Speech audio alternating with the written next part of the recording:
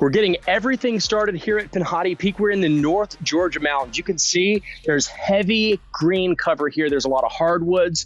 There's a lot of pines. We're at the top of a mountain. We're right at 3,000 foot elevation.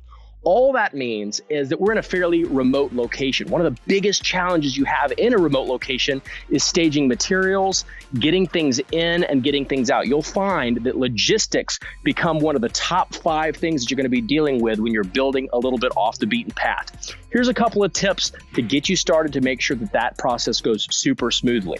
Now, what I'm doing here, even before we take down a lot of the trees, is create what I call a landing zone. This is going to be great for equipment coming in. All kinds of materials come in on big trucks, a semi truck, 53-foot trailers, 40-foot trailers. They need space to turn around. Now, if I left it just as is, we have a way in and a way out, but no way to turn around. This is going to cause a lot of problems, and it's going to be more expensive for you to have to put materials on a smaller truck rather than the typical large rigs. So what we're going to do is we're actually going to clear out a spot here that is 100 feet in diameter. That's the magic dimension for a full-size semi-truck to be able to do a U-turn. That's going to really end up saving time and money in the long run. So how do you lay that out?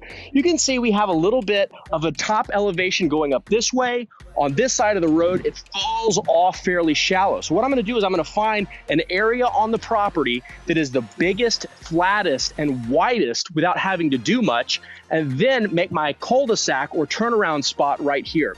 Now, I've got some white marking paint. You can get this pretty much anywhere. This stuff is from Rust-Oleum, just called marking. It's inverted, so you can turn it over and spray. This doesn't stay on the ground or hurt anything very long. It ends up washing off over time, but for a number of weeks, it'll stay put.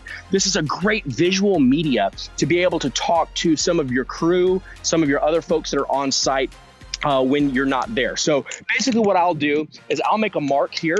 You can see how you can mark it. And if you don't have a tape measure on site, a really easy way to mark out general distances is to just do a pace. So 3 foot is an approximate step. You can see like one of my feet is 1 foot, 2 foot, 3 foot, which is about the same as just doing 3 foot, 6 foot, 9 foot, right? So I can mark out 100-foot diameter fairly easily, even with no tools, get a general area.